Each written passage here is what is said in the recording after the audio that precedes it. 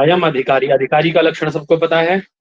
क्या लक्षण है अधिकारी का, कौन होता है अधिकारी? इस शास्त्र को पढ़ने का अधिकारी कौन? एक बार बोल दो फटाक से पूरा लक्षण एक बार।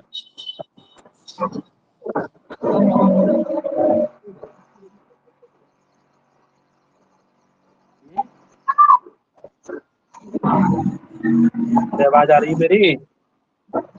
जी सर। हाँ, अधिकारी का क्या लक्षण है, किसे अधिकारी कहा है? तो बढ़िया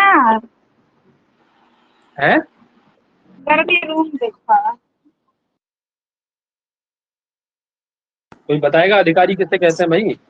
जी महोदय, जो विधि विधान मतलब जो विधि विधान पूर्वक वेद और वेदांग का ज्ञाता हो, मतलब जो हमारे 4 वेद हैं और 6 वेदांग हैं उसको जानता हो, और जो अनुबंध चतुष्टय से युक्त हो, जो साधन चतुष्टय से युक्त हो, जैसे साधन नहीं, क्षमता महोदय, जो मतलब कि साधन चतुष्टय से युक्त हो, साधन चतुष्टय जैसे इहम मूत्रार्थ फल भोग विराग। और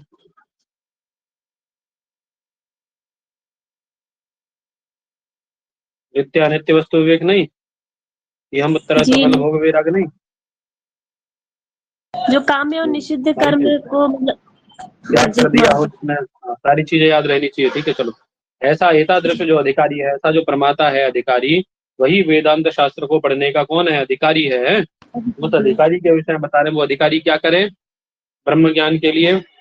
बोले ऐसा जो जिज्ञासु है, ब्रह्म को जानने का जो इच्छुक है, वह अधिकारी जानना मरणादि संसार अनल संतप्तः, जन्म मरण रूपी संसार का जो अनल है, अग्नि है, उससे जब संतप्त होता है, तो संतप्त होने पर वह यानी दीप्त शिर जल राशि में, वह बोले जैसे दीप्त शिर व्यक्ति जल राशि की ओर अथवा छाव की ओर भागता है ना, अथवा छाव को खोजता है, जल राशि को खोजता है, तादृश वैसे ही है ना, ये जो आपका अधिकारी है, जनन मरण रूपी अनल से, संसार रूपी अनल से संतप्त होकर के किसके पास जाएगा? बोले उपहार पाणी श्रोत्रियम ब्रह्मनिष्ठम गुरुमुपसृत्य, है ना, श्रोत्रिय ब्रह्मनिष्ठ गुरु के पास जाता है, गुरु के समीप जाता है। कैसे जाता है? तो बोले उपहार पाणी ही है, उपहार पाणी उसके पास जाता है, उपसृत्य ब्रह्मनिष्ठम श्रोत्रियम गुरुम, और बोले तम अनुसरति, और उसका अनुसरण करता है। अर्थात जैसे वो उपदेश करता है, वो पढ़े थे ना अभी श्रद्धा, गुरुपदिष्ट वेदांत वाक्येषु विश्वास, तो गुरु के द्वारा जो आचरण बताया जाता है, जो नियम बताया जाता है, उसका वह अनुसरण करता है। ठीक है, श्रुति भी इस बात को कहती है क्या? बोले समित पाणी ही श्रोत्रियम ब्रह्मनिष्ठम, है ना। क्या करे वह अधिकारी? बोले समित पाणी, हाथ में समिधाएं लेकर के, है, श्रोत्रिय ब्रह्मनिष्ठ गुरु के पास जाए। ठीक है, और वह गुरु उसको क्या बतलाए पंडित जी? ब्रह्मनिष्ठ गुरु क्या बतलाए उसको, किसके विषय में ज्ञान दे उसको? ब्रह्म के विषय में, ब्रह्म विषय ज्ञान दे, है ना। सही है ना बात जी? ठीक है, आगे चले।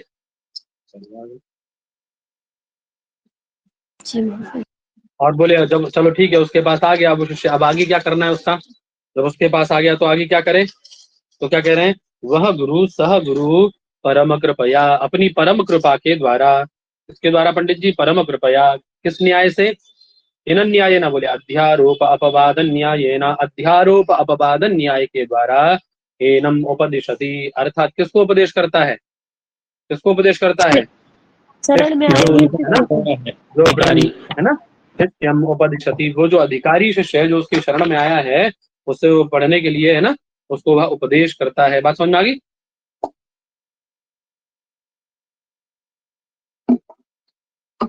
ठीक है। क्या उपदेश करता है? तो कह रहा है ब्रह्म रूपम रहस्यम इति उपदिशति, है ना, जो ब्रह्म तत्व विद्या है, ब्रह्म स्वरूप है, उसको उपदेश करता है। श्रुति भी इस बात को कहती है। क्या कह रही है? बोले तस्मयी सविद्वान उपसन्नाय प्राह इति श्रुते है। तस्मयी कस्मयी, उस शिष्य को है, उस शिष्य को जो उसके उपसन्नाय, उपसन्नाय मतलब समीप में आए हुआ जो शिष्य है, उस शिष्य को वह गुरु क्या करता है? ब्रह्म का तम तत्व विद्याम ब्रह्म विद्याम प्रोवाच, तत्व विद्या अर्थात ब्रह्म विद्या को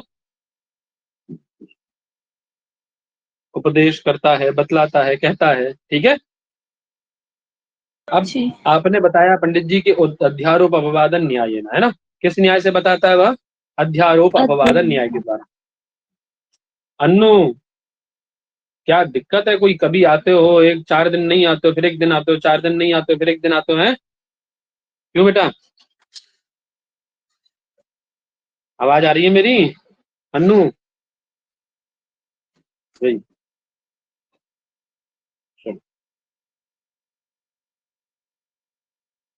तो आपने एक विषय पढ़ा अभी, अध्यारोप अपवादन न्याय।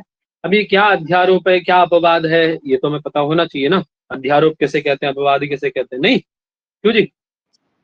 अध्यारोप अपवाद कहा किसे जाता है, ये तो हमें जानकारी होनी चाहिए ना, तभी तो हम आगे जान पाएंगे। गुरु तो उपदेश कर रहा है उसको अध्यारोप अपवादन न्याय के द्वारा, तो अध्यारोप अपवाद है क्या, तो बता रहे हैं। असर्पभूतायाम रज्जौ सर्पारोपवत् वस्तूनि अवस्त्वारोपः अध्यारोपः। असर्पभूति जो रज्जु है उसमें सर्पारोपवत, किसके जैसे? सर्पारोप के जैसे, है ना। अर्थात पहले ये समझ लो, बाद में वो समझिएगा। वस्तुनि अवस्त्वारोप, किसी वस्तु पर किसका आरोप?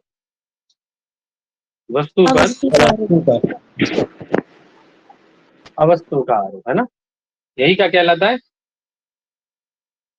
यही क्या कहलाता है? अध्यारोप। बात समझ में आ गई? वस्तु पर अवस्तु का आरोप। क्या वस्तु है, क्या वस्तु? अभी आप पीछे पढ़ के आए ना पंडित जी, क्या वस्तु और क्या वस्तु हमारे इस विषय में, तो हम विषय पढ़ रहे हैं? वस्तु है और ये संसार जो है अवस्तु है। अवस्तु है ना। अभी पीछे पढ़ के आए हो ना आप। अरे अधिकारी विषय संबंध और प्रयोजन में विषय आपने पढ़ा था ना, विषय क्या है? तो ब्रह्म मात्र वस्तु विषय ब्रह्म है ना, और बाकी सब क्या? नित्य अनित्य वस्तु विवेक में, सॉरी, नित्य वस्तु क्या अनित्य वस्तु क्या, तो वहां पढ़ा था ना आपने कि नित्य क्या है अनित्य क्या है। जी सर। जो अखिल ब्रह्म है वही क्या है? वस्तु है, और उससे अतिरिक्त तदन्यद अखिलम अनित्यम अवस्तु, अनित्य अर्थात अवस्तु है, यही तो है ना। तो वही कह रहे हैं, उस ब्रह्म रूपी जो वस्तु है, कैसा? ब्रह्म रूपी जो अवस्तु है, सॉरी, ब्रह्म रूपी अवस्तु कह रहा हूं, ब्रह्म रूपी जो वस्तु है, उस वस्तु पर किसका आरोप? ये अवस्तुओं का आरोप। अवस्तुओं का आरोप मतलब संसार की जितनी भी हम ये प्रपंच है, उस प्रपंच का आरोप हम ब्रह्म पे कर देते हैं। हमारी क्या ये माँ जी हैं, पिताजी हैं, नहीं करते हैं कि हमारे भाई हैं, बहन है, या ये हम हैं, ऐसा आरोप कर लेते हैं ना। तो ये सब क्या है? ये क्या है सब पंडित जी? यही सब अध्यारोप, यही सब अध्यारोप है। बात समझ में आ गई? यही सब क्या है? अध्यारोप है।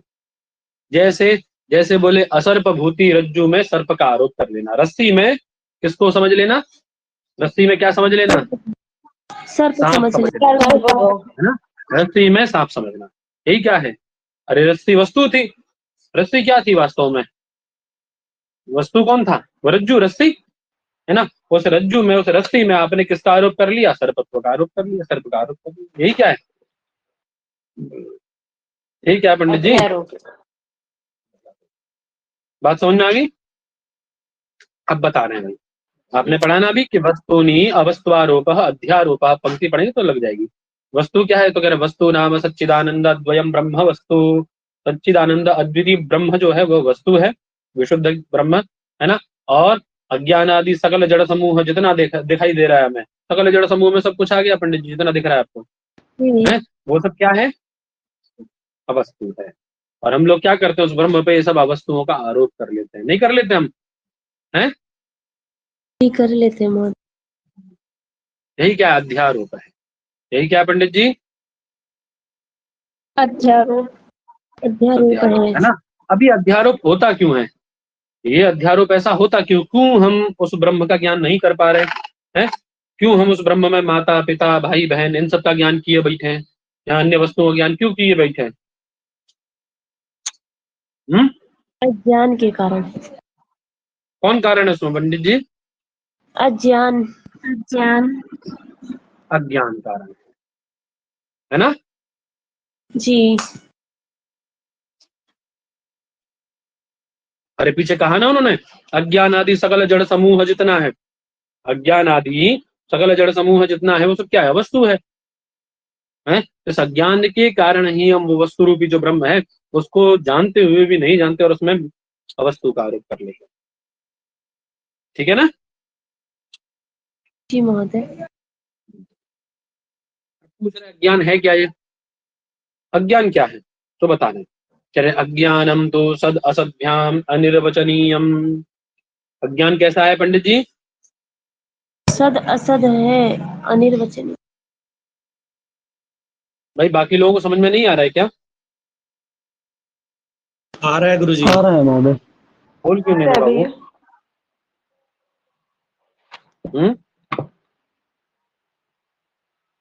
बोलो।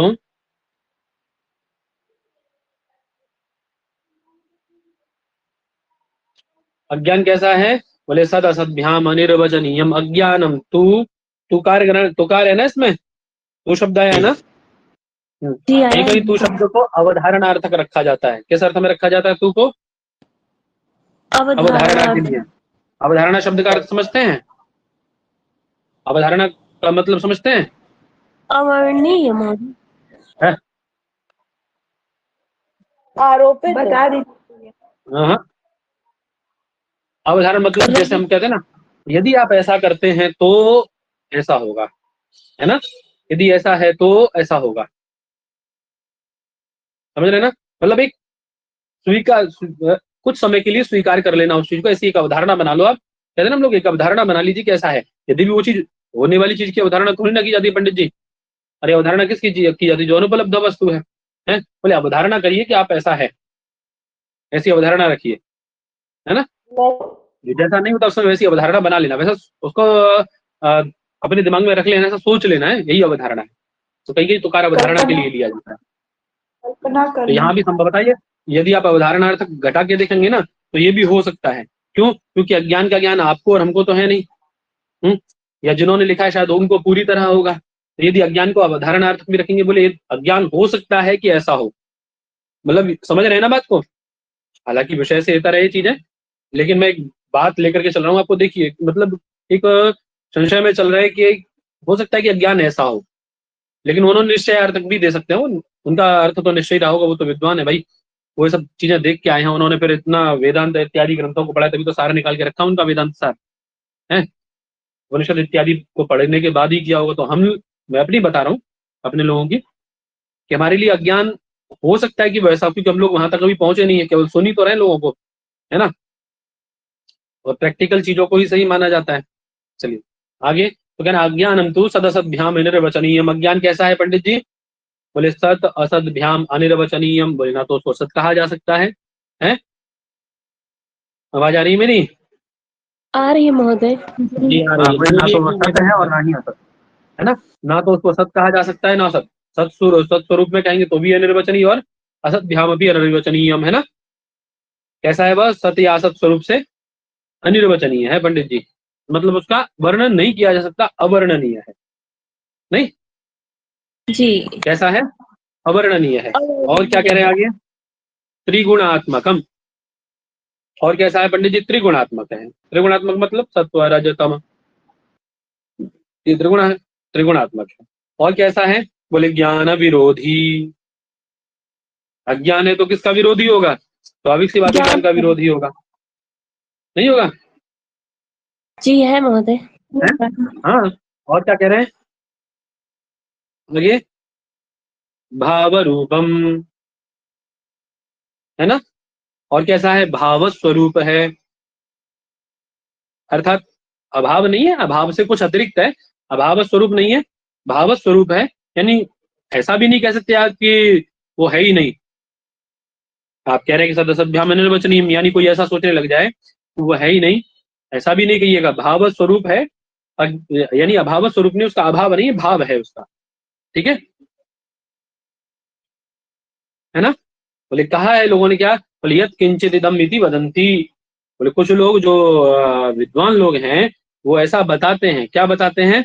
यत् किंचित इति, यानी कुछ तो है, वो अभाव से परे है ना? भाव स्वरूप है लेकिन कुछ तो है। समझ रहे हैं ना? निश्चय में वो भी नहीं पहुंचे, है ना? और ये सामान्य लोगों की बातें नहीं की जा रही, किसकी बात की जा रही है? किसकी बात की जा रही है? तो कह रहे हैं इति अनुभवात वदंती अहम अज्ञः, बोले जिन्होंने अनुभव किया है हजारों हजारों वर्ष, 100 200 400 500 वर्ष जिन्होंने तपस्या की है, तप किया है, ध्यान किया है, हैं? ध्यान योग से जो ब्रह्मवेत्ता है उनका यह वाक्य है। वो लोग कहते हैं कि कुछ तो है ये, वो सद असत से निर्वचनीय है, त्रिगुणात्मक है, ज्ञान विरोधी है, भाव स्वरूप है, अभाव है ना, किंचित यदि किंचित इति, ऐसा करके ये किसकी भावना है, किसके विषय में कहा जा रहा है, कौन कह रहा है इस बात को,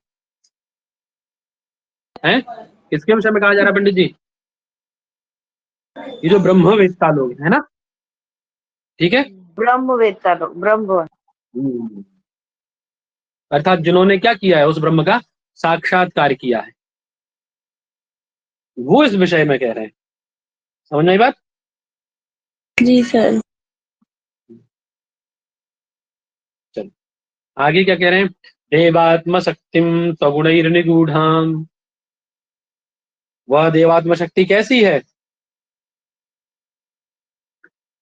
स्वगुण है सर। स्वगुण ही, स्वगुण कौन गुण, कौन गुण है जिनसे निगूढ़ित है वह, कौन गुण है? यही आपके सत्वरजतम है ना, स्वगुण ही निगूढ़ाम देवात्म शक्तिम, वह देवात्म शक्ति जो है कैसी है पंडित जी?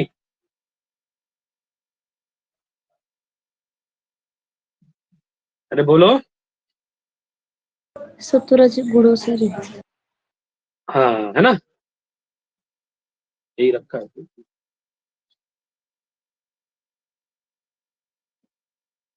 ठीक है ना, अर्थात जिन्होंने अनुभव किया, उसका जो ब्रह्म है उसका अनुभव किया उन्होंने, जिन्होंने भी, है ना, वो कैसी थी ब्रह्म वो शक्ति? तो श्रुति उसके विषय में अपना वर्णन कह रही है। श्रुति उसके विषय में क्या कह रही है? बोले देवात्म शक्ति स्वगुण निगूढ़, वह देवा वह गुणों से गुणत्रय से वेष्टित है, माया शक्ति का उन्होंने क्या किया? आत्मशक्तिम, उस माया शक्ति का अनुभव किया है। यहाँ लिखा हुआ देखो कहीं पे, कह रहे हैं ना, देखिए यदि यम विद्या त्रिगुणात्मिका ज्ञान विरोधिनी भाव रूपा इति मन्य से तर्हि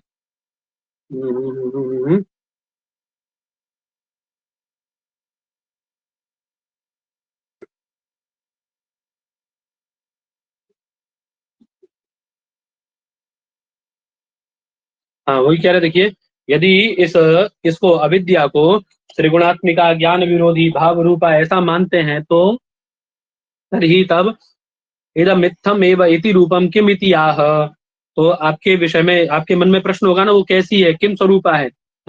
अविद्या त्रिगुणात्मिका ज्ञान विरोधी भाव रूपा, तो कोई तो एक छवि होनी चाहिए ना आपके दिमाग में उसके लिए। वही कह रहे हैं थम इति एव इति रूपम किम इति आह, उसका रूप कैसा होगा? तो यत किंचित इति, वो कुछ तो है। आपके मन में क्या अवधारणा बनी उन लोगों के मन में जिन्होंने अनुभव किया इस चीज का? बोले कुछ तो है, किंचित इति है। किसने कहा ये बात? बोले अहम अज्ञायति अनुभव, उन्होंने तप किया हजारों हजारों वर्ष और उनको कोई चीज अनुभव नहीं हुआ, कुछ एक अनुभव हुआ, उसके आधार पर उन्होंने कहा कि हम उसके विषय में जान ही नहीं पाए, अपने आप को उसके विषय में क्या बताते हैं? अज्ञ बताते हैं। हम लोग कैसे जान सकते हैं उसके विषय में ना? और वह माया स्वरूपा जो शक्ति है वो कैसी है?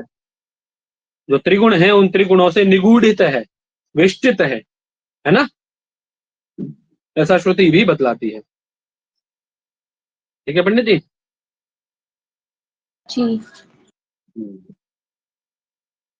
अब उसी में आपको समष्टि व्यष्टि के भेद के विषय में बता रहे हैं। अब इसके दो भाग कर लेते हैं, है ना। ये जो अज्ञान है, ये अज्ञान कैसा है? दो भागों में बांट दिया जाता है। कितने भागों में पंडित जी? दो भागों में। दो भागों में। दो भागों में, है ना, दो भागों में बांट दिया जाता है। चल क्या कह रहे हैं? इदम अज्ञानम समष्टि व्यष्टि अभिप्रायेण एकम अनेकम इति च व्यवह्रियते। यह जो अज्ञान है आपका, कौन सा अज्ञान? कौन सा अज्ञान? सद असद त्रिगुणात्मिक त्रिगुणात्मकम ज्ञान विरोधी भाव रूपम यत्किंचित वदंती जनाः, यस्य विषय है, जिसके विषय में लोग, जो विद्वान लोग हैं वो ऐसा कहते हैं कि कुछ तो है। वो अज्ञान कितने प्रकार में, कितने प्रकार से है? दो प्रकार से, समष्टि व्यष्टि। ठीक है, कितने प्रकार से है वो? कितने भेद बताए उसके? दो भेद बताए, समष्टि और व्यष्टि। ठीक है, ठीक है ना। समष्टि व्यष्टि अभिप्रायेण एकम अनेकम इति च विभज्यते। समष्टि अभिप्राय से उसको क्या कहा जाएगा? एक कहा जाएगा और असमष्टि एक। और व्यष्टि अभिप्राय से क्या कहा जाएगा पंडित जी? अनेक। अनेक कहा जाएगा। ठीक है ना? अब क्या अनेक और क्या एक तो बताते हैं। जैसे आप बहुत सारे वृक्ष लगे हैं, है ना? गुरुजी 100,000 वृक्ष लगे हैं। निवेदन था, हाँ बोलिए। यहाँ समष्टि यानी बहुत होगा ना, और व्यष्टि यानी एक होगा। है जी, है। समष्टि यानी समूह होगा ना गुरुजी? हाँ समूह। अरे तो समूह मतलब एक समूह के विषय में चर्चा किया जा रहा है ना, समूह विशेष। और अनेक वृक्षों के जी। विषय में चर्चा किया जा रहा है। आ रहा हूँ उसी बात पे। हाँ जी। बात पूरी तो होने दो भाई।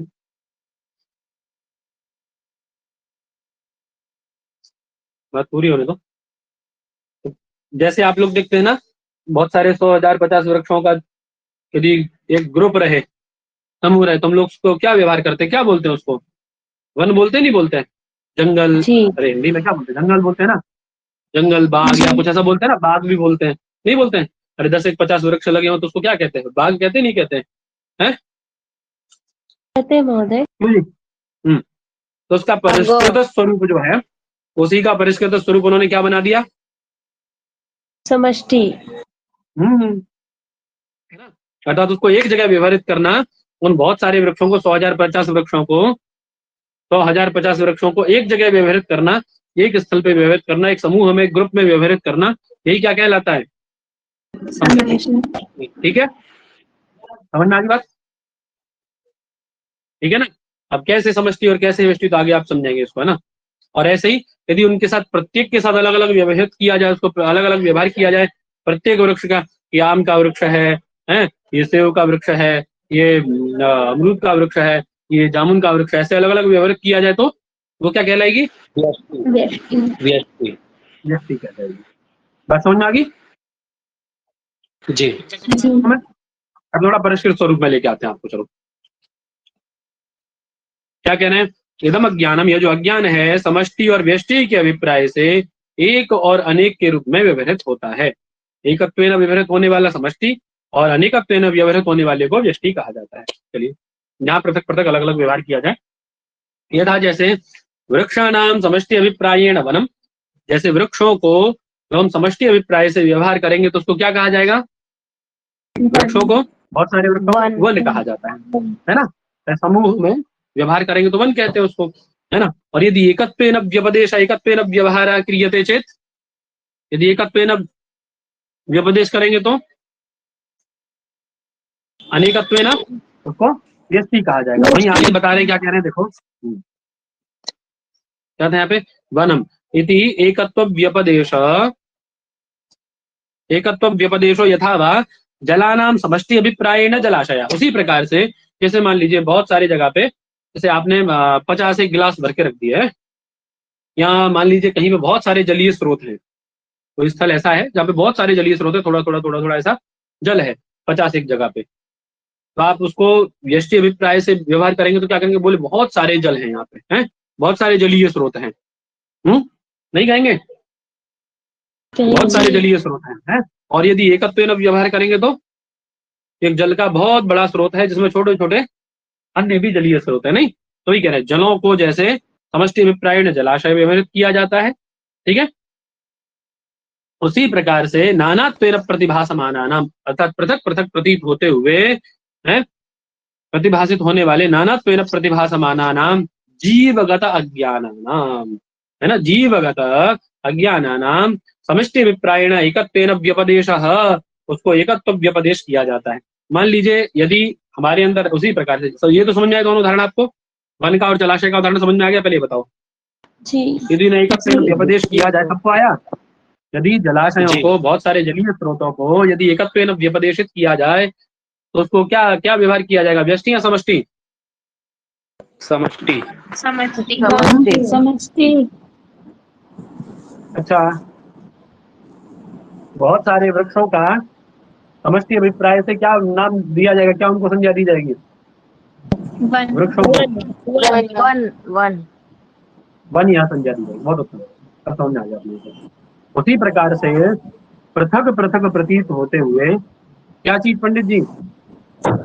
जीव का तो जो अज्ञान है ना, जीव का तो जो क्या है, अज्ञान है। आपके अंदर भी अज्ञान, मेरे अंदर भी अज्ञान, प्रत्येक व्यक्ति के अंदर पृथक पृथक अज्ञान है कि नहीं? कि ज्ञान ही ज्ञान है? क्यों जी? अरे मैं आपके शरीर की बात नहीं कर रहा हूँ, उस जीव की बात कर रहा हूँ। उसी में तो ज्ञान अज्ञान रहता है पंडित जी, धर्म अधर्म इत्यादि सब उसी में तो रहता है, जीव में है। बताओ। जी सर। तो जीव में स्थित, प्रत्येक जीव में स्थित गत जो अज्ञान है, उसका जब आप समष्टि अभिप्राय से व्यवहार करेंगे, हैं, समष्टि अभिप्रायण तद एकत्व व्यपदेशा, तो उसमें एकत्व का व्यपदेश किया जाएगा नहीं? एकत्व का व्यवहार किया जाएगा नहीं किया जाएगा? क्यों जी? किया जाएगा महोदय, किया जाएगा, है किया जाएगा समष्टि किस रूप श्रुति से। के द्वारा? तो कह रहे हैं अजामेकाम इत्यादि श्रुते है, अजामेकाम इत्यादि श्रुति के द्वारा, इस श्रुति के द्वारा।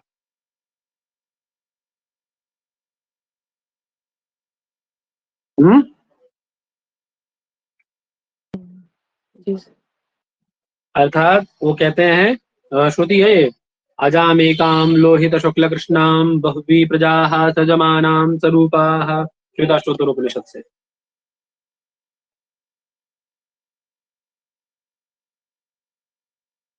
समझे?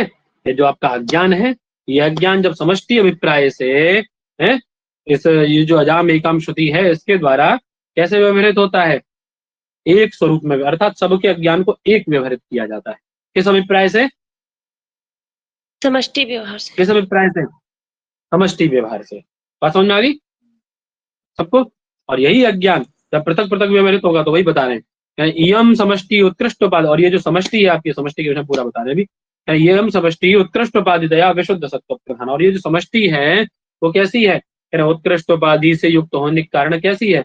विशुद्ध सत्व प्रधान है। कैसी है पंडित जी? विशुद्ध सत्व प्रधान। विशुद्ध सत्व प्रधान है। अर्थात सत्व में भी देखिए दो प्रकार से, अभी सत्व प्रधान मलिन सत्व और विशुद्ध सत्व, दो सत्वों के बनाएंगे पार्ट, दो सत्वों के पार्ट बनाएंगे, एक विशुद्ध सत्व, एक उत्कृष्ट या मलिन है, और एक मलिन सत्व, है ना? समझ में आ गई बात? दो प्रकार से सत्व बनाएंगे। विशुद्ध सत्व वाली किसकी है? सर विशुद्ध का अर्थ क्या होगा? शुद्ध और मलिन में क्या अंतर है? तो गंदा हो, मतलब मलिन में है? सर मलिन में जैसे उसमें मिलावट होती है और शुद्ध में एकदम पूरा शुद्ध मलिन का होगा मतलब उसमें। मिलावट थोड़ा ना होता है जी, दूषित होता है मलिन का मतलब। जी मलिन। जी सर। दोषयुक्त होता है, दोषयुक्त होता है। ऐसे ही शुद्ध का मतलब क्या होता है? दोष रहित ना। जी महोदय। और विशुद्ध है? शुद्ध का मतलब दोष रहित, अगर विशुद्ध लेंगे तो दोष से युक्त हो जाएगा, दोषयुक्त हो जाएगा, है ना? अब ये उत्कृष्ट है तो कैसी होगी? वही कह रहे हैं, यह समष्टि जो है उत्कृष्ट उपाधि से युक्त होने के कारण है, समष्टि उत्कृष्ट उपाधि से युक्त होने के कारण उत्कृष्ट उपाधि दया कैसी होती है? कैसे सत्व की प्रधानता होती है इसमें? शुद्ध सत्व की प्रधानता। अर्थात ये जो समष्टि है आपकी, समष्टि उत्कृष्ट है। समष्टि कैसी है? ये उत्कृष्ट है। ये उपाधि है, समष्टि और व्यष्टि है, दो उपाधियां हैं, ये समझ लो। ये समष्टि और व्यष्टि का है, दो उपाधियां हैं, है ना? ये उपाधि जो है वो आपकी ईश्वर की हो जाएगी, जिसको आप ईश्वर के रूप में व्यवहार करते हो ना, ईश्वर, चैतन्य, परमात्मा, जो भी आप नाम, जिस सर्वात्मा, जिस नाम से आप उसको जानते हैं, उसकी उपाधि क्या है? समष्टि। ठीक है, समझ में आ गई बात? और जिसको जीव इत्यादि नामों से जाना जाता है, प्राज्ञ, जीव इत्यादि ये सब नामों से जाना जाता है, उसकी उपाधि क्या है? व्यष्टि। समझ में आई बात? दो उपाधियां ये। अब क्योंकि समष्टि कैसी है? ये उत्कृष्ट उपाधि से युक्त है, तो ये कैसी होगी? ये समष्टि जो उत्कृष्ट उपाधि है, इसीलिए कैसी होगी ये समष्टि? श्रेष्ठ श्रेणी की होने के कारण, विशुद्ध सत्व से, इसमें विशुद्ध सत्व की प्रधानता होगी। ठीक है, अब क्योंकि उपाधि है, अरे समूह एक उपाधि होता है ना, समूह एक उपाधि है ना किसी की, है? अरे ए ग्रुप जी। बी ग्रुप कहते हो ना, ए ग्रुप यहाँ हो बी ग्रुप यहाँ हो, है अमुक ग्रुप अमुक समूह है, ये करो है, तो समूह एक उपाधि संज्ञा होती है ना उस समूह में रहने वाले 50 लोगों की या 100 लोगों की, जो भी लोग हैं उसमें, नहीं जी बताओ,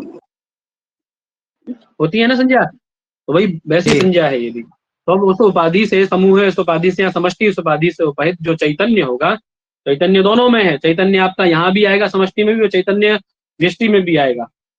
ठीक है, लेकिन बस अंतर इतना है कि समष्टि उपाधि से उपहित चैतन्य अलग लेवल का होगा और व्यष्टि उपाधि से उपहित चैतन्य को अलग लेवल में रखा जाएगा। समझ में आ गई बात? बात समझ में आई?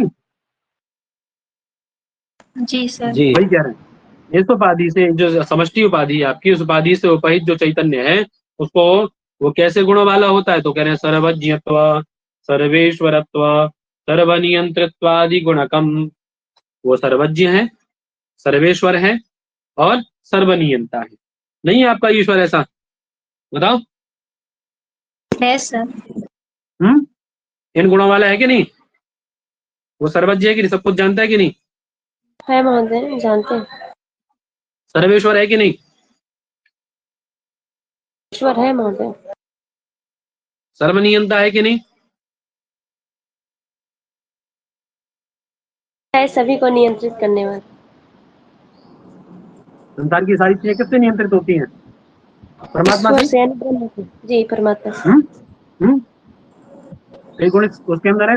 इन गुणों वाला होने के कारण, देखिए समष्टि रूपी जो उत्कृष्ट उपाधि है, उस उपाधि से उपहित होने के कारण उसको विशुद्ध सत्व, है ना, उपाधि से विशुद्ध सत्व प्रधान है। ठीक है, विशुद्ध सत्व की प्रधानता है, समझ में बात?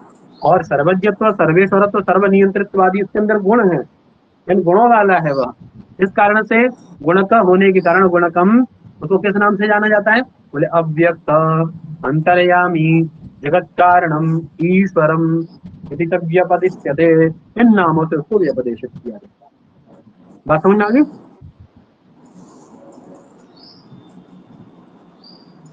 बात समझ में आई सबको? जी सर। जी महोदय, एक तो फिर से रिवीजन कर दीजिए थोड़ा।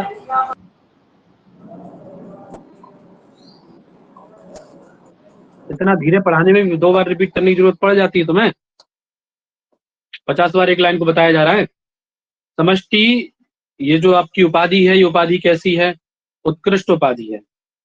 जैसे उत्कृष्ट उपाधि से उपहित होने के कारण विशुद्ध सत्व प्रधान। क्यों है ये उत्कृष्ट उपाधि? क्यों इसको उत्कृष्ट उपाधि बताया गया समष्टि को? समष्टि उत्कृष्ट उपाधि है, क्यों है ऐसा है? विशुद्ध तत्व प्रधान होने के कारण। हाँ, ये कैसी होती है? यहाँ तो ये कह लो कि समष्टि विशुद्ध सत्व प्रधान के कारण उत्कृष्ट उपाधि है, यहाँ उसको उल्टा कर लो कि समष्टि उत्कृष्ट उपाधि होने के कारण कैसी है? विशुद्ध सत्व प्रधान है। ठीक है, ऐसा कह लो, ये ज्यादा ठीक है कि समष्टि जो उत्कृष्ट उपाधि है, इस कारण से वह विशुद्ध सत्व प्रधान है। अब उस उपाधि से उपहित जो चैतन्य है वह सर्वज्ञत्व, सर्वेश्वरत्व, सर्वनियंत्रित्वादि गुणों वाला होगा।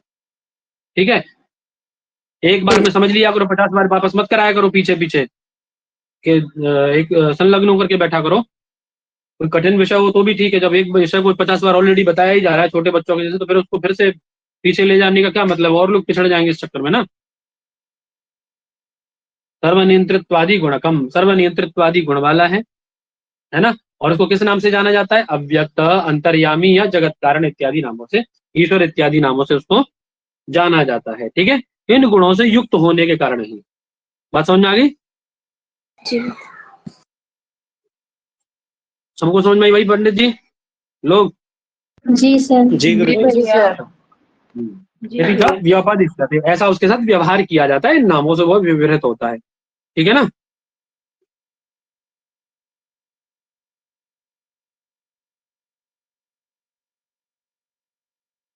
आगे चले। जी जी भैया। हाँ, कहने सकल अज्ञान अवभाषकत्वात्। अब क्यों उसको ऐसा व्यवहार किया जा रहा है? उसको ईश्वर, अंतर्यामी, सर्वे, सर्वनियंता इत्यादि ऐसा व्यवहार क्यों किया जा रहा है उसको? क्योंकि वह कैसा है? कैसा है पंडित जी? सकल अज्ञान अवभाषकत्वात्। हाँ, सकल अज्ञान का क्या है वह? संसार में जितना अज्ञान है उसका क्या है वह? अवभाषक है ना? अवभाषक है, उसका अर्थात अवभाषक प्रकाशित होने के करने कारण, वाला। है ना? ठीक है, जितनी भी अज्ञान राशि है, समस्त अज्ञान जो है संसार में जितना भी, सभी का, जैसे एक तो होता है टॉर्च। टॉर्च क्या है? अभी आप जिस वस्तु पे लगाओगे वही प्रकाश होगा, घट पे लगाओ घट प्रकाशित होगा, पट पे लगाओगे पट पे, क्योंकि उसका प्रकाश कितना है?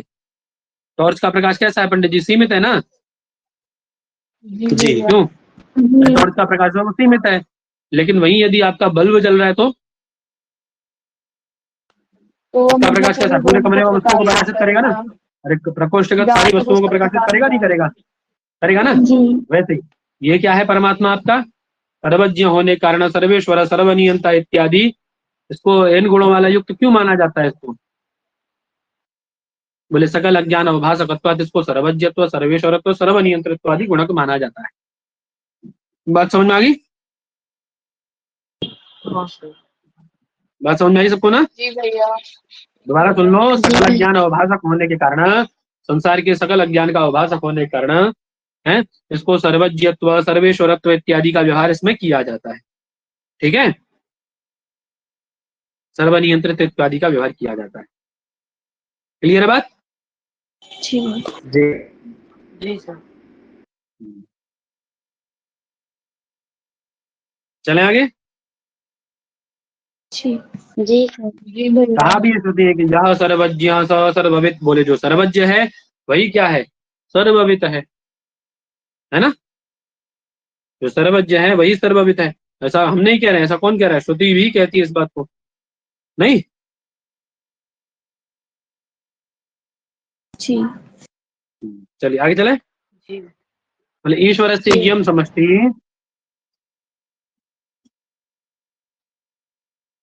अखिल कारणत्वात् कारण शरीरम, इस ईश्वर की ये जो समष्टि है संसार की सारी वस्तुओं पदार्थों के प्रति कारण होती है। कारण होने के कारण इसको क्या कहा जाता है? कारण होने के कारण इस समष्टि को कारण शरीर कहा जाता है। ठीक है ना? ठीक है, अर्थात ये जो समष्टि उपाधि है, ये समष्टि उपाधि है समस्त जितना भी आपका 3 प्रकार की आपकी वो है ना,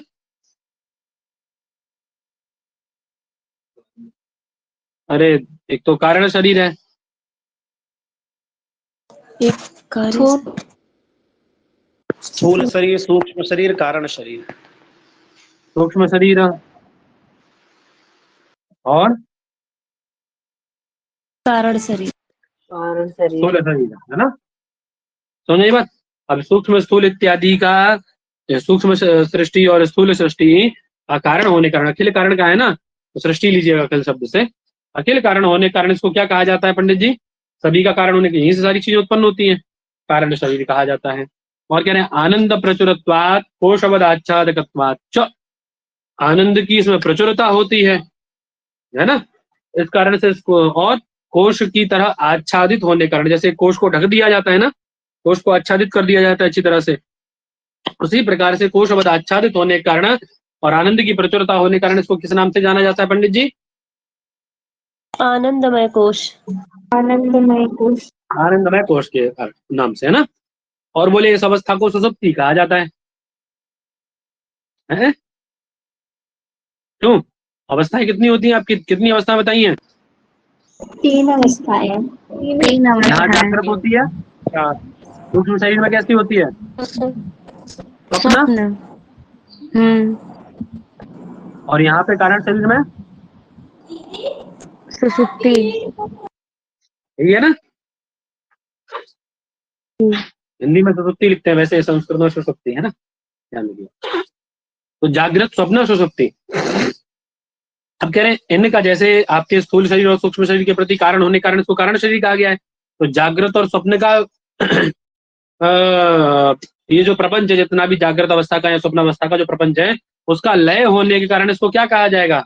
वही कह रहे हैं सर्वोपरमत्वात्, सभी का उपरम इसमें हो जाता है, अर्थात जागृत अवस्था का और स्वप्न अवस्था का जितना भी प्रपंच है उसका उपरम इसमें हो जाता है, इसीलिए इसको क्या कहा जाता है? सुप्ति ही, है ना?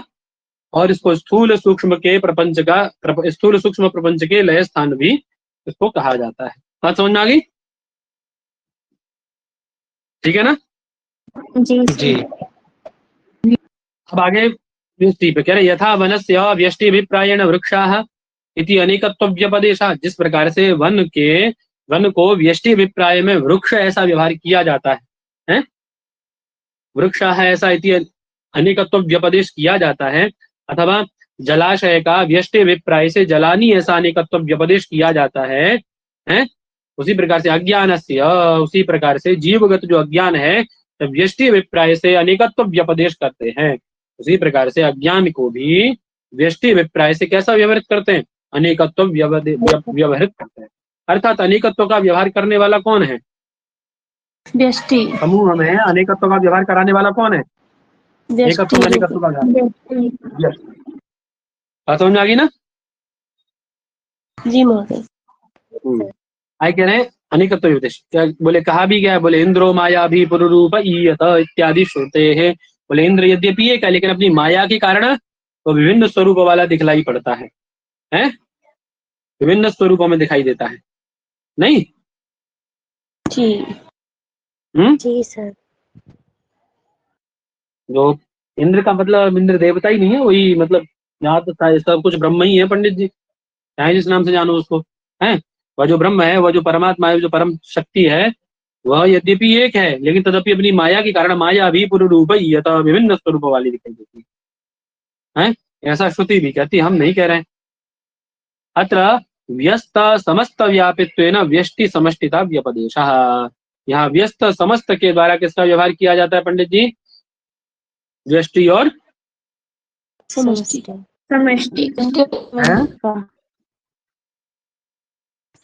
का। अर्थात व्यस्त जो व्यवहार होगा प्रत्येक व्यक्ति के पास जाकर के जो व्यवहार होगा, प्रत्येक वृक्ष को गिनकर के जो व्यवहार होगा, है ये देवदत्त, ये यज्ञदत्त, ये सोमदत्त, ये विद्यादत्त, ये ऐसा करके अलग अलग व्यवहार होगा, तो उसको क्या कहा जाएगा? व्यस्त व्यवहार को व्यष्टि कहा जाएगा। और समस्त व्यवहार को क्या कहा जाएगा पंडित जी? सबका व्यवहार कर दिया जाएगा समष्टि। व्यस्त व्यापित्वेन व्यष्टि और समस्त व्यापित्वेन समष्टिता व्यपदेशः। ठीक है, क्लियर बात? जी सर।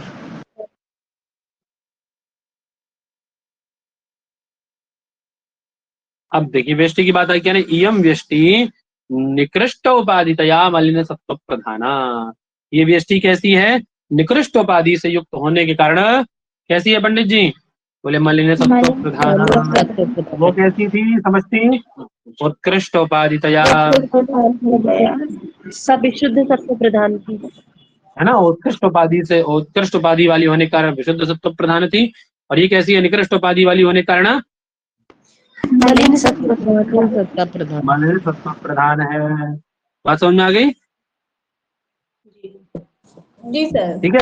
अब निकृष्ट उपाधि का मतलब निकृष्ट का तात्पर्य किससे है? जीव से है। ठीक है,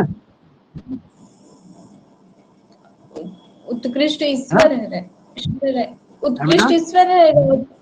हाँ, निकृष्ट जीव है। ठीक है, व्यवहार दोनों का चैतन्य से ही होता है, वो भी चैतन्य है, ये भी चैतन्य है। बस अंतर इतना कि वो समष्टि से उपहित चैतन्य है और ये व्यष्टि से उपहित चैतन्य है। ठीक है, आ गया ना? अभी देखो, एतद उपहितम चैतन्यम, अर्थात इस व्यष्टि उपाधि से उपहित चैतन्य को अल्पज्यत्व, अनीश्वरत्व आदि गुणकम। क्या? थोड़ा आवाज धीमे आ रही है आपकी। सबको धीमे आ रही है क्या? नहीं सर, सही है, सही आ रही है भैया। या जो इस उपाधि से उपहित जो चैतन्य है वह अल्पज्ञत्व, अनीश्वरत्व आदि गुणकम, अल्पज्ञत्व और अनीश्वरत्व आदि गुण वाला होने के कारण उसको क्या व्यवहार किया जाता है पंडित जी? कैसा व्यवहार किया जाता है उसमें? प्राज्ञ। अब उसमें अल्पज्ञत्व इत्यादि ऐसा व्यवहार, अल्पज्ञत्व आदि गुण देखने को क्यों मिले? क्यों जी? अल्पज्ञत्व इत्यादि गुण देखने को क्यों मिले उसमें? तो कह रहे एक अज्ञान अवभाषकत्वात्, मात्र वो कैसा, वो वहां क्या था आपका? सकल अज्ञान अवभाषक था ना? समझती कैसा था? सकल अज्ञान अवभाषक था ना? इसीलिए समष्टि जी, व्यवहार किया जी। जाता था। यहाँ कह रहे हैं एक अज्ञान अवभाषक, अर्थात प्रत्येक मात्र एक व्यक्तिगत एक वस्तुगत अज्ञान का अवभाषक होता है, और एक अज्ञान का अवभाषक होने के कारण इसको क्या कहा जाता है? अल्पज्ञ कहा जाता है। बात समझ में आ गई? समझ में आया ना? एक अज्ञान का अवभाषक होने के कारण अल्पज्ञत्व अनिश्वरत्व आदि गुण वाला होने से इसमें व्यवहार क्या किसका किया जाता है? प्राज्ञ का व्यवहार किया जाता है। इसका नाम क्या डाला? क्या नाम पड़ा इसका? क्या समझाओगे इसकी? प्राज्ञ। प्राज्ञ, ठीक है ना, उसको प्राज्ञ कहा जाता है। अब इसका जो प्राज्ञत्व है, प्राज्ञ तो प्राज्ञत्व रहेगा, इसका जो प्राज्ञत्व है, प्राज्ञत्वम अस्पष्ट उपाधि है, अर्थात स्पष्ट उपाधि ना होने के कारण, अस्पष्ट उपाधि होने के कारण कैसा है? अनधि प्रकाशकत्वात्, अधिक प्रकाशक नहीं है। प्राज्ञ क्यों कहा इसको? प्राज्ञत्व क्यों रहता है इसके अंदर? इसको प्राज्ञ का व्यवहार क्यों किया है? इसमें प्राज्ञ का व्यवहार क्यों किया पंडित जी इन्होंने? बताओ। अस्पष्ट उपाधितया। है? अस्पष्ट उपाधितया। हाँ, है ना? इसके प्राज्ञत्व में कौन हेतु है? बोले इसकी अस्पष्ट उपाधि। समझ बात? अस्पष्ट उपाधि मतलब इसका मलिन सत्व प्रधान होना, है ना, अर्थात अधिक प्रकाशक न होना, वस्तुओं को प्रकाशित न कर पाना, एक ही वस्तु का अवभाषक होना, एक अज्ञान का अवभाषक होना। समझ में आ गई बात? इसको प्राज्ञ क्यों कहा जाता है? सीमित ज्ञान, सीमित प्रकाश। हाँ, इसीलिए उसको प्राज्ञ कहा जाता है। और उसको सर्वज्ञ क्यों कहा गया था? क्योंकि वो सकल अज्ञान का अवभाषक था। ठीक है, तो क्लियर है? तो कह रहे हैं यह भी अस्यापि इदम अहंकारादि कारणत्वात् कारण शरीरम। अब वो कैसे कारण शरीर था पंडित जी? वो किसके कारण से कारण शरीर था? आनंद की प्रचुरता के कारण। उस कारण तो कोशवद आच्छादित होने के कारण तो आनंदमय कोश बना था, है? कारणत्वात् गुरुजी। समष्टि क्या भैया? अखिल कारण। समष्टि अखिल कारणत्वात् कारण शरीरम। समष्टि अखिल कारणत्वात्, हाँ, है ना? इस कारण से, क्योंकि वह समस्त संसार का, प्रपंच का कारण था। अखिल कारण होने के कारण उसको कारण शरीर कहा गया। और कारण शरीर तो ये भी है, लेकिन ये कैसे है? तो कह रहे हैं अहंकारादि कारणत्वात्। इसलिए पंडित जी अहंकार आदि कारण। है ना, अर्थात अहंकार आदि की उत्पत्ति इससे होती है ना, अहंकार आदि कारणत्वात्। अहंकार आदि का कारण है, अहंकार आदि का कारण होने के कारण इसको कारण शरीर कहा। कारण शरीर यह भी है और वह भी है, वह अकेले उसका कारण है, इस कारण से उसको कारण शरीर कहा जाता है, और उसको कारण शरीर अहंकार आदि का कारण होने के कारण, आनंद की प्रचुरता होने के कारण और कोश आच्छादित होने के कारण इसको भी आनंदमय कोश कहा जाता है। सभी का उपरम, है ना, होने के कारण सर्वोपरम मतलब जागृत अवस्था और स्वप्न अवस्था का उपरम होने के कारण इसको सुषुप्ति, है ना, और स्थूल सूक्ष्म शरीर प्रपंच लय स्थान भी इसको कहा जाता है। दोनों में सिमिलरिटीज है बहुत सारी जगह पे, और बहुत सारी जगह पे सिमिलरिटीज नहीं है। तो आपको समझ में आ गया होगा कहाँ सिमिलरिटीज है कहाँ नहीं है। क्यों जी? जी भैया। जी भैया। एक एक शब्द करके समझा रहा हूँ पंडित जी, एक एक विषय पे जोर दे करके, ठीक है? तो ये सब चीजें ध्यान रहनी चाहिए। स्पीड में नहीं भाग रहा हूँ, अब तक भाग रहे होते स्पीड में तो पहुंच गए होते आगे बहुत।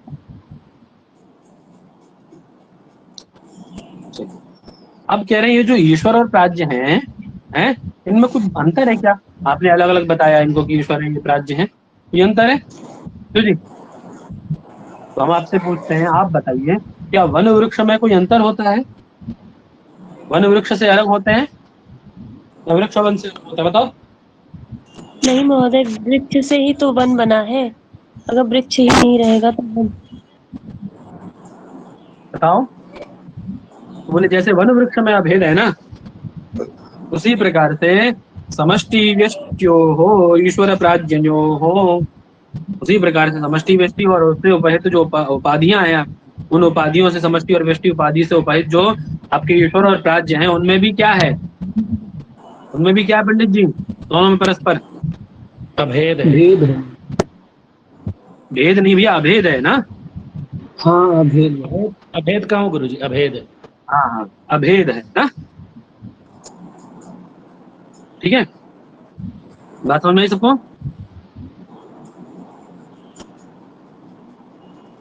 ठीक है, जी सर।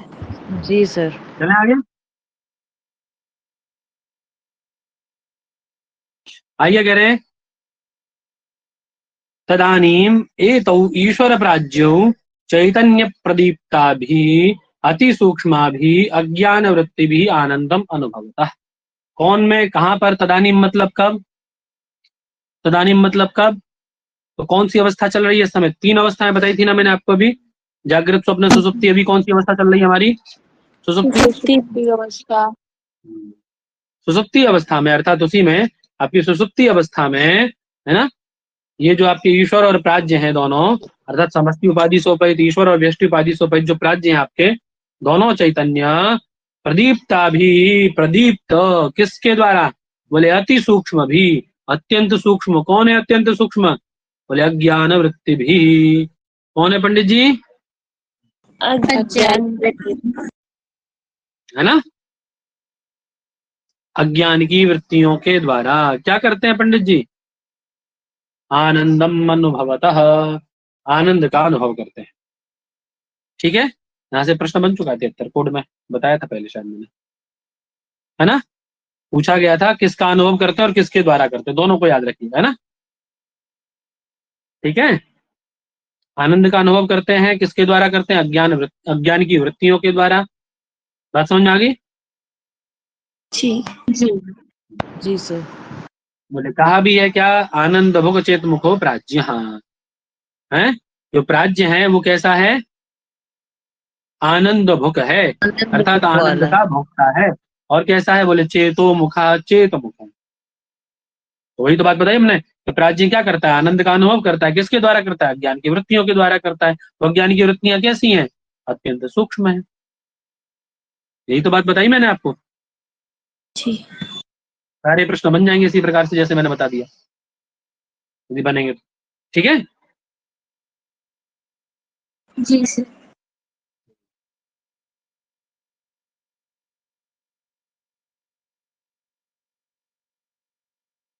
चलिए आगे क्या कह रहे हैं?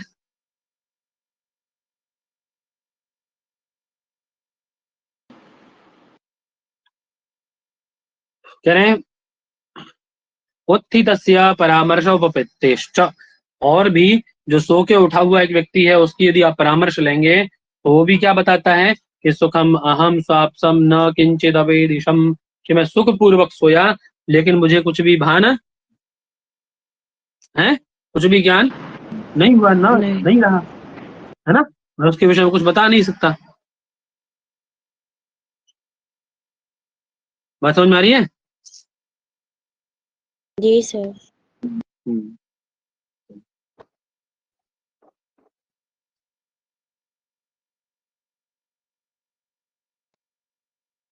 अब कह रहे दोनों में अभेद है, दोनों में कोई भेद नहीं है। बात आ गई, देखिए कह रहे आनयो हो समष्टि व्यष्टयो हो वन वृक्षयो हो इव जलाशय जलयो हो इव वा अभेदः। बोले इन दोनों समष्टि और व्यष्टियों में भैया वन वृक्ष के जैसे, जल जलाशय के जैसे अभेद है।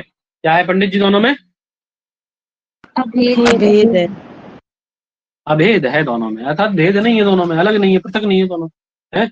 और जब उपाधियों में भेद नहीं है तो क्या व्यक्ति में भेद होगा जिसकी वो उपाधियां हैं? बोलो, उन ईश्वर और प्राज्य में भेद होगा? नहीं होगा।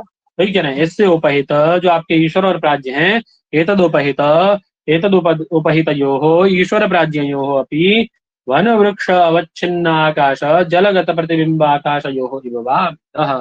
बोले जैसे वन और वृक्ष के ऊपर जो आकाश होता है उसमें भेद होता है क्या?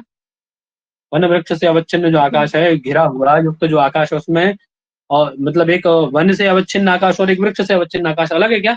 ऐसा तो नहीं होता है। ऐसा होता है क्या कि वृक्ष वाला आकाश अलग होता है और वन वाला अलग होता है? नहीं सर। नहीं होता ना, दोनों में भेद है ना। उसी प्रकार से जो जल में आप एक गिलास जल रख लीजिए, हैं, और एक बाल्टी जल रख लीजिए, और एक समुद्र में जल हो, हैं, तो जो उस गिलास बाल्टी में जो जल दिखाई दे, जो उसमें प्रतिबिंबित होगा आकाश, क्या वह आकाश और जो आपके उस नदी में या समुद्र में जो प्रतिबिंबित हो रहा है आकाश, वो पृथक है क्या? नहीं सर। दोनों में भेद है क्या? दोनों में अभेद है ना। वही कह रहे हैं जलगत प्रतिबिंब आकाश यो वा अभेदा, जैसे उसमें अभेद होता है उसी के जैसे ये वह आपके किस किस में, ईश्वर और प्राज्य में भी, ईश्वर प्राज्य जो हो अभी अभेदा, दोनों में अभेद है। ठीक है, बात समझ में आ गई? जी सर। जी सर। बोले एष सर्वेश्वरः, इसी को, इस प्राज्य को ही, ये जो प्राज्य है आपका, इस प्राज्य को ही आपके सर्वेश्वर इत्यादि कहा जाता है। ठीक है, अर्थात ये प्राज्य ही सर्वेश्वर इत्यादि से व्यवहृत होता है। अब तो कोई भेद ही नहीं रहेगा, शुरुआत में भेद बना के लाए थे, अब भेद को खत्म कर दिया उन्होंने, नहीं? जी सर। ये श्रुति बताती है कि जो प्राज्य है वही सर्वेश्वर है। अभी तक आप अलग अलग पढ़ रहे थे कि समष्टि से उपहित अलग है और वेष्टि से उपहित वो अलग है, हैं? वो बताना पड़ रहा था आपको पंडित जी, हैं? नहीं तो आपको पता ही नहीं पड़ता कि कौन पेड़ आम का है, कौन अमरूद का है, कौन जामुन का है, पता पड़ता फिर? बताओ क्यों जी? नहीं पता। अरे एक बाग में आम की लगभग 200 प्लस वैरायटीज होती हैं, 200 के आसपास वैरायटीज होती है आम की, बहुत वैरायटी होती है आम की। यहाँ मेला लगता है लखनऊ में आम का, प्रदर्शनी लगती है सारी, मतलब लगभग बहुत सारी वैरायटी उसमें आती है। तो मान के चलो यदि 50 वैरायटी भी होगा, 200 छोड़ो, 50 भी वैरायटी होगा, और आपने सब वैरायटी का एक एक वृक्ष अपने बगीचे में लगाया, अपने खेत में लगा दिया, और वो धीरे धीरे 30-40 साल, 10-15 साल बाद बड़े होकर के फल देने लगे, फलदार हो गए। अब अभी सब पे फल नहीं आ रहा है, लेकिन वृक्ष सब तैयार हो चुके हैं, बड़े एकदम बड़े, बस सब पे अभी फूल आ रहा है? तो आप यदि उसमें भेद न किया जाए, ये व्यष्टि समष्टि वाला भेद न किया जाए, सामूहिक रूप से आम व्यवहारित किया जाए, तो कैसे पता पड़ पाएगा पंडित जी कौन सा आम किसका है? कौन वैरायटी कौन सा आम है, पता पड़ेगा क्या? तदगत जो अज्ञान था, प्रत्येक वृक्ष का तो जो अज्ञान था वो भी आवश्यक था, उस अज्ञान का बाद होना भी आवश्यकता था, और जो आपका सामूहिक ज्ञान है उसका भी बाद होना आवश्यक है, दोनों ही आवश्यक है, समझे ना? समष्टि भी और व्यष्टि भी। समझ में आ गई ना? बाद में चाहे उसमें आप उसका व्यवहार कर लीजिए, सब दोनों में एक था। चलिए आगे अब बता रहे हैं तुरीय चैतन्य। अब देखिए, अब आ गया इनसे तीसरा व्यक्ति कोई, है ना, अलग नहीं कोई। पहले हमने क्या बनाया कि प्राज्य, ये हम लोग हो गए सब, हैं? ये क्या है? ये सब हम लोग हैं। कौन है ये सब लोग? राज्य हैं। कौन है ये सब? राज्य। राज्य मतलब व्यष्टि उपाधि से उपहित चैतन्य सारे, व्यष्टि उपाधि से उपहित चैतन्य ना। और ये कौन है? सामूहिक रूप से व्यवहारित होने वाला कौन है ये? समष्टि। समष्टि उपाधि से उपहित चैतन्य कौन? सर्वज्ञ ईश्वर, ठीक है, वही है ना? क्यों जी? जी सर।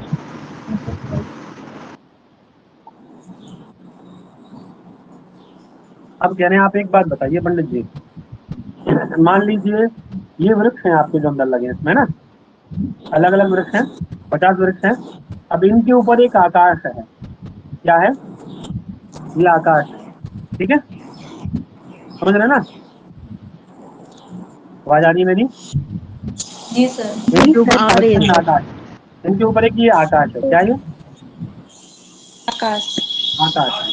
अब ये प्रत्येक वृक्ष को म्यूट करो यार, कौन है जिसके यहाँ से गाड़ी वाड़ी की आवाज आ रही है?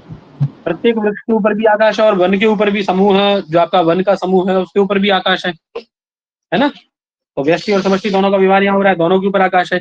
अब एक बात बताइए, क्या आकाश उतना ही है जितना इस वन के ऊपर है या वृक्ष के ऊपर है उतना ही आकाश है क्या?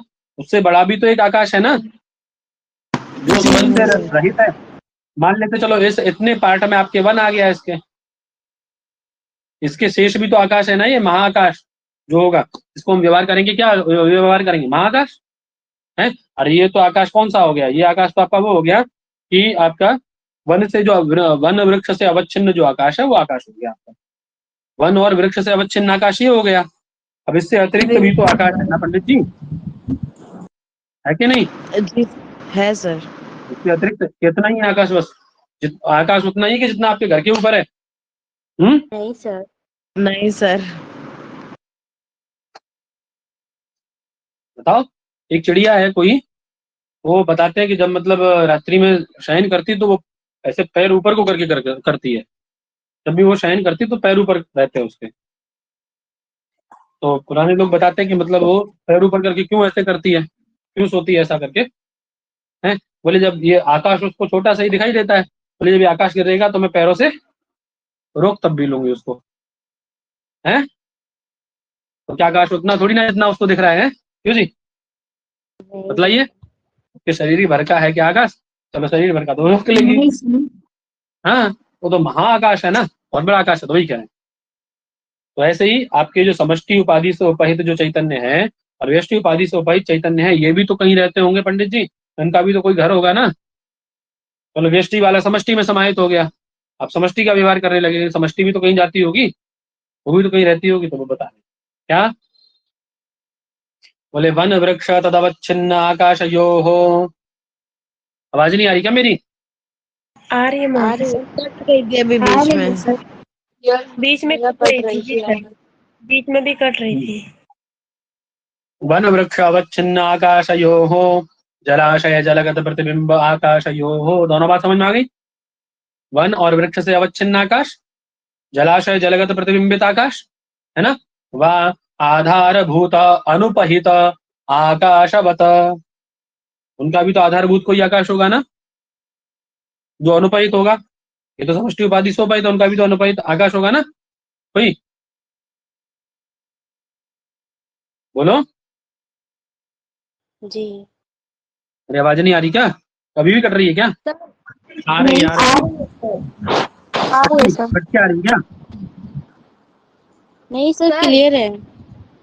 आ रही है सर। बोले जैसे वन और वृक्ष, उससे अवच्छिन्न जो उपहित जो आकाश है, उस आकाश का जो आधारभूत होता है अनुपहित आकाश, जैसे ये आपका अवच्छिन्न आकाश है, ठीक है, अवच्छिन्न आकाश है ये। अब इसका आधारभूत कौन है? ये भी तो आकाश है ना, एक आधारभूत आकाश नहीं है? बताओ। है सर। हम्म उसी प्रकार से बोले जलाशय या जलाशयगत आकाश या जलगत आकाश, जो प्रतिबिंबित आकाश है, उस आकाश का एक आधारभूत अनुपहित और भी तो आकाश होता है ना, है? जी उसी प्रकार, वही कह रहा हूं, उसी प्रकार आधारभूत उपहित आकाशवत अनयोः, ये जो आपके ईश्वर और राज्य हैं अर्थात समष्टि और व्यष्टि हैं, है ना, अनयोः अज्ञान तदुपहित चैतन्ययोः, ये दोनों जो अज्ञान है और उससे उपहित जो चैतन्य है, इन दोनों का आधारभूतम यद अनुपहितम च, इन दोनों का आधारभूत जो अनुपहित चैतन्य है, उसको किस नाम से जाना जाता है पंडित जी? क्या नाम बनता है उसका? है, इस नाम से जाना जाता है उसको, समष्टि और व्यष्टि रूपी अज्ञान के आधारभूत चैतन्य को, अनुपहित को तुरीयम। तुरीय चैतन्य के नाम से जाना जाता है। तुरीय मतलब तुरीय संख्या चतुर्थ को बोलते हैं ना, ठीक है। सर तुरीयम सर विद्यते। हाँ, सर यहाँ पर हमको उपहित और अनुपहित में कंफ्यूजन हो रहा है सर, इसको क्लियर कीजिए। कहाँ पे बताओ? सर यहाँ पर भी एतत् उपहित उपाधि ईश्वर बोला गया है, यहाँ पे तद आधारभूत अनुपहित आकाश से यहाँ पे ऐसे बोला गया, तो सर बेटा उपहित और देखो, अनुपहित। दो चैतन्य है आपके, सुनो, दो चैतन्य है ना, एक ईश्वर है समष्टि उपाधि से उपहित, ठीक है कि नहीं? बोलो हाँ कि ना। हाँ सर।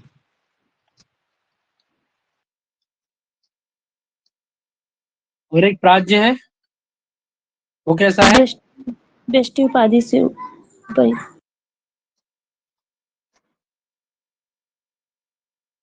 ठीक है, दोनों है आपके चैतन्य, ईश्वर भी और प्राज्य भी है, दोनों ही चैतन्य, दोनों उपाधि से उपहित है, अर्थात दोनों का नाम क्या हो गया इनका? उपाधि से उपहित चैतन्य हो गए ना, उपाधि से उपहित हो गए ना। अब इनका कोई आधार होगा ना जहां ये रहते होंगे, जैसे आपका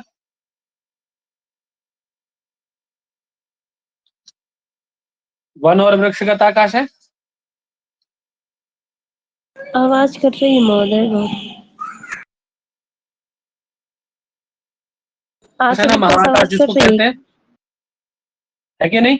उसी प्रकार से जो आपके चैतन्य है दोनों, ईश्वर और प्राज्य, आवाज आ रही है ना मेरी? नहीं आ रही है।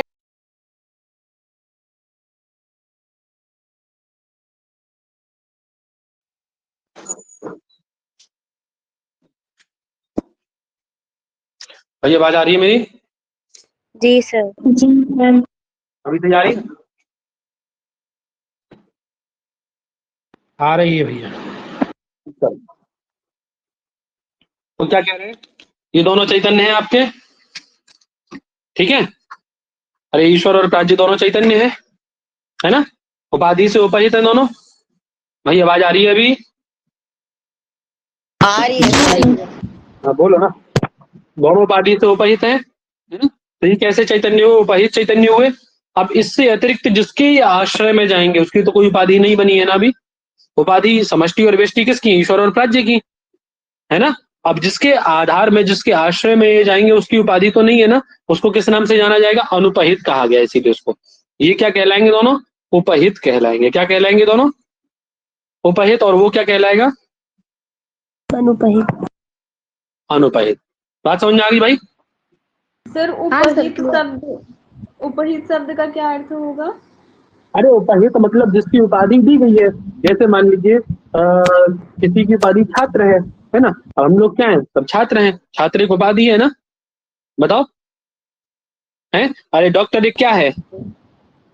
डॉक्टर क्या है? वकील क्या है? एक उपाधि है ना? प्रवक्ता क्या है? अध्यापक क्या है? एक उपाधि नहीं है? उस उपाधि से जो, जिसको वह उपाधि दी जाती है वो उपहित कहलाता है। उपाधि से उपहित कौन होता है? व्यक्ति, है ना? जी सर। समझ में आ गई बात? जी सर। सर इसी को कार्य ब्रह्म, सर है? सर इसी कार्य ब्रह्म और कारण ब्रह्म भी इसी को मतलब बोलते हैं ना सर? किसको? उपहित को कार्य ब्रह्म और अनुपहित को कारण ब्रह्म, ऐसा मतलब हमारे टीचर पढ़ाए थे। चलो अभी कारण ब्रह्म तो अभी वो भी हो गया ना आपका। ईश्वर जो था वो भी तो कारण था। ये अहंकार आदि का कारण है चैतन्य। जो प्राज्ञ है आपका, वो सकल उसका कारण है। जगत प्रपंच का वो भी तो कारण है ना, वो भी तो कारण ब्रह्म हो गया ना। यस करेंगे आगे चर्चा, आएगी इसकी, सब आएगी, सब आगे आने वाला है अभी। हाँ बोलो। इनका मूल प्रश्न यही केवल था गुरुजी, उपहित और अनुपहित। तो उपहित जो जैसा कि आप बता रहे हैं, उपहित यानी उपाधि सहित और अनुपहित यानी उपाधि से रहित रहित है। हाँ जी जी।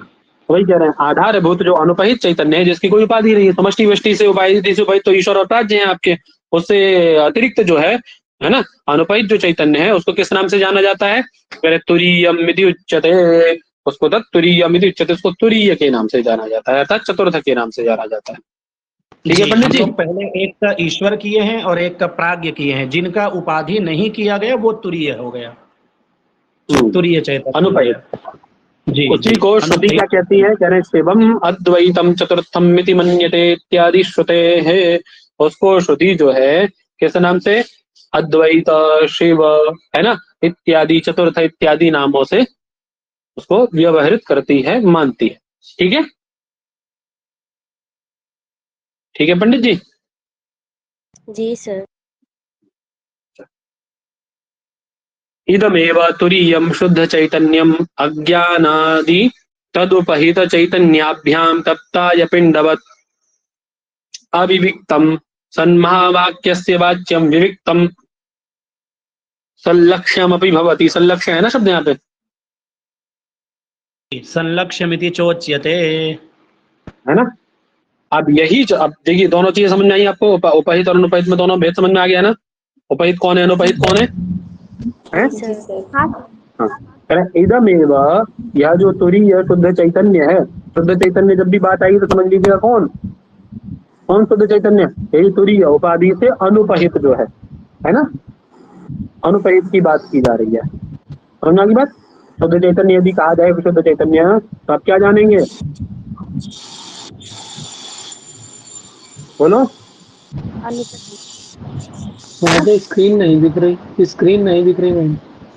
तुरीय स्क्रीन नहीं दिख रही क्या? दिख रही है सर। दिख रही है सर। भाई आवाज स्क्रीन सही है मेरी?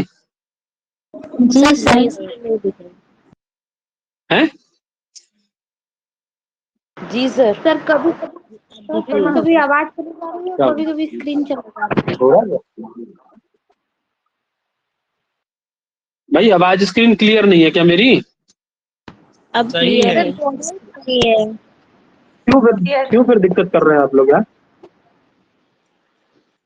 सर बीच बीच में चली जा रही है। सबको जा रही है एक तरफ से? नहीं सर नहीं जा रही है। हमें पूरे समय आवाज भी आ रही है और स्क्रीन भी है। वो कभी कभी नेटवर्क समस्या से होता है। मेरा भी बहुत बार ऐसा होता है, लेकिन आज बढ़िया नेटवर्क मिल रहा है। तो आप लोगों के यहाँ का दिक्कत है भाई, यहाँ का नहीं है। मैं जी, वाईफाई जी। के पास बैठा हूँ। हाँ, स्वयं के जगह से ही समस्या है गुरु जी। चलिए, तो क्या कह रहे हैं? इदमेव तुरीयम शुद्ध चैतन्यम, यह जो तुरीय शुद्ध चैतन्य है, अज्ञानादि तदुपहित चैतन्याभ्याम, है ना, ये जो आपके अज्ञान इत्यादि उपाधियों से उपहित जो चैतन्य है ना, इनके साथ ये भी अलग नहीं है। समझ रहे हैं ना बात? पहले देखिए प्राज्ञ ईश्वर को उन्होंने अलग अलग बताया, ठीक है। उसके बाद फिर दोनों को एक जगह ले आए, बोले जैसे आपका ये वनगत आकाश और वृक्षगत आकाश में कोई भेद नहीं है, अभेद है दोनों में, है ना। उसी प्रकार से आपके ईश्वर और प्राज्ञ एक है, समष्टि और व्यष्टि एक ही है ना। अब क्या बता रहे हैं? बोले उस उपाधि से उपहित क्या करता है रे? बोले उस उपाधि से उपहित जो चैतन्य है वो, और आपका ये जो तुरीय चैतन्य है, अनुपहित चैतन्य है। बात समझ में आ रही है ना? इदमेव तुरीयम शुद्ध चैतन्यम, ये और अज्ञान आदि जो उपाधियां हैं उनसे उपहित चैतन्य। बात समझ में आ रही है? दोनों अंतर समझ में आ रहे हैं ना? चैतन्याभ्याम दोनों में तप्ताय पिंडवत, कैसे, किसके जैसे? तपे हुए लोहे के समान। हाँ, लौह तप्त पिंड देखा है ना। एक पिंड को अग्नि में तपा लो तो उसको क्या कहा जाता है? अरे लोहे के गोले को अग्नि में तपा लो तो उसको लौह तप्त पिंड कहा जाता है, ठीक है। उस तप्त पिंड के जैसे अविविक्तम सन, अविविक्त होता हुआ, विविक्त का मतलब जानते हैं? विविक्त मतलब पृथक, ठीक है। और अविविक्त मतलब शब्द क्या है आपका? अभिन्न। अविविक्त है ना, पृथक ना होता हुआ। क्या समझ में आ रही? पृथक न होता हुआ। तप्त पिंड के जैसे एक लौह पिंड में, अरे उसमें अग्नि का व्यवहार नहीं करोगे, यदि उसको तपा लिया जाए, है, मैं तो करूँ, चलो हम लोग रोटी पकाते हैं, रोटी पकाते समय चिमटा गर्म हो जाता है, अभी चिमटे से कोई जल जाए तो आप क्या व्यवहार करेंगे? ये कहेंगे चिमटे से जल गया मैं, क्या कहेंगे? बोले अग्नि से जल गए हैं। बोले कैसे जल गए? आग से जल गए। क्योंकि व्यवहार किसका है? जलाना। जलाना धर्म किसका है? चिमटे का थोड़ी ना है, आग का है ना। तो जिस प्रकार से तप्त पिंड में अग्नि का व्यवहार किया जाता है, उसको अग्नि से अलग नहीं माना जाता, उसको एक ही अग्नि ही माना जाता है, अग्निवत माना जाता है। उसी प्रकार से ये जो आपका तुरीय चैतन्य है, विशुद्ध चैतन्य, और अज्ञान आदि उपाधियों से उपहित जो चैतन्य है, ईश्वर और प्राज्ञ, वो भी कैसे हैं?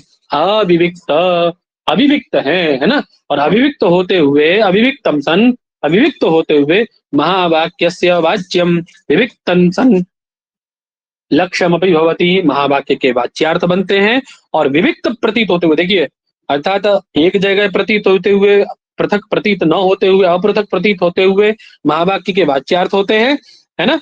और विविक्त प्रतीत होते हुए अर्थात पृथक प्रतीत होते हुए महावाक्य के लक्ष्यार्थ होते हैं। बात समझ में आ गई? दोनों ही बनते हैं अर्थात, अरे तभी तो माना जाएगा ना पंडित जी। अरे महावाक्य क्या है आपका? कौन महावाक्य की बात आ रही है? कौन महावाक्य है? तत्त्वमसि, है ना। चलो ये चर्चा कर लेते थोड़ी सी। तत त्वम असि, है, वह तुम हो। क्या है? वह तुम हो, है ना, ठीक है। तत माने वह, त्वम माने तुम, और असि माने हो। बात समझ में आ गई? ठीक है पंडित जी। अब वह पद अलग, तुम अलग, और वो छोड़िए अभी, भाई आवाज आ रही है मेरी? जी सर जी। आ रही है। जी भैया। अब वह पद से क्या लेंगे आप? वह मतलब अरे वो पर ब्रह्म, तुरीय ब्रह्म। चैतन्य, अद्वितीय ब्रह्म, जी शुद्ध चैतन्य, ठीक है। और तुम पद से क्या लेंगे? हम वर्तमान में जो बोध है प्राज्ञ, स्वयं अरे जो प्राज्ञ बैठा है आपके सामने अधिकारी, वही ना, उसी को तो बोध करा रहा है वो गुरु। जो गुरु है वो बोध किसको करा रहा है? उस अधिकारी को ना, कि जो विशुद्ध चैतन्य है वो तुम ही हो, उसमें और तुम में कोई अंतर नहीं है। समझ में आ रही बात? तो बोले जब दोनों को एक बताया जाएगा ना, एक बताने से पहले तो अलग अलग है ना दोनों, तो जब अलग अलग विविक्त माना जाएगा तो लक्ष्यार्थ, और जब दोनों को एक बताया जाएगा, है ना, अविविक्त बताया जाएगा तप्त पिंड के जैसे, तो महावाक्य के वाच्यार्थ बनेंगे। जब आप महावाक्यार्थ आगे जब आप आगे पढ़ेंगे तो वहां आपको ये बोध होगा। अभी केवल इंगित किया है मैंने, तो समझ में आया सबको इतनी बात? जी जी सर। सबको समझ में आ गया ना? कोई डाउट नहीं होना चाहिए इसमें, है ना। उन्होंने इतनी बात कही कि जो आधारभूत अनुपहित चैतन्य है, तुरीय अद्वैत, जब इसके साथ आप जब महावाक्य का वाच्यार्थ बोध करेंगे तो ये तप्त पिंड के जैसे अभिव्यक्त होगा, दोनों में अभिव्यक्त प्रतीत होंगे दोनों। और यदि आप इसका लक्ष्यार्थ द्योतित करेंगे तो ये दोनों कैसे होंगे? तप्त पिंड के द्वत विविक्त प्रतीत होंगे। ठीक है, बात क्लियर होगी सबको? जी भैया। जी सर।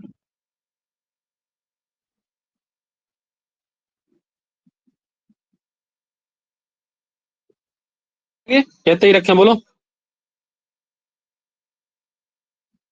जी कल अभी स्टार्ट करा था ना वो शक्ति द्वय आ गई, अभी शक्ति द्वय पढ़ने वाला क्या विषय होगा ना। आप इतना तैयार करके आइए, इसको इतना तैयार करेंगे तो समझ में आएगा आगे का।